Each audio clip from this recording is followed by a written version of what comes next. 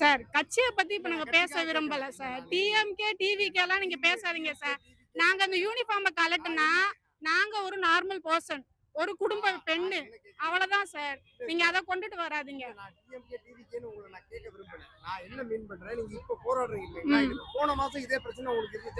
இல்ல சார், இதான் first time. இதான் ஃபர்ஸ்ட் டைம் எங்களுக்கு கான்ட்ராக்ட்ல கட் பண்றது. இதான் ஃபர்ஸ்ட் டைம் சார். யாருமே இன்னும் பேசல. இப்ப இதுவே என்ன சொல்றாங்க, நீங்க இந்த மாதிரி பேட்டி கொடுத்தா உங்களுக்கு இன்னும் நாங்க சேலரி கட் பண்ணுவோம், உங்க பொசிஷன்ல வந்து தூக்குவோம் தான் எங்களுக்கு பிளாக்மெயில் பண்றாங்க. யாருமே வரல சார். சார் அங்கங்க ஒரு எம்எல்ஏ எல்லா பேரையும் போனீங்கன்னா ஒரு கார்பரேஷன் ஹாஸ்பிட்டலுக்கும் நுழையிறீங்க. ஒரு நர்ஸ் அவ்வளவு நேரம் வேலை பார்த்துட்டு கொஞ்ச நேரம் ரெஸ்ட் எடுக்கிற நேரம் இவங்க தூங்குறாங்க, பார்க்க மாட்டேங்கன்னு அவ்வளவு ரிப்போர்ட் போடுறீங்களா சார்? இப்ப இவ்வளவு நர்ஸ் நாங்க இங்க வந்து உட்காந்துக்கிட்டு இருக்கோம். இந்த பிரச்சனையை பார்க்க யாராவது வர வேண்டியதானே சார்? ஒரு போன்லயும் ஒரு ரீல்ஸ் எடுத்தா பாத்தீங்கன்னா இங்க நர்ஸ் உடனே இப்படி உட்காந்துட்டு இருந்துச்சு, இந்த மாதிரி பண்ணல. ஆனா அதே நர்ஸுக்கு தான் சார் பிரச்சனை.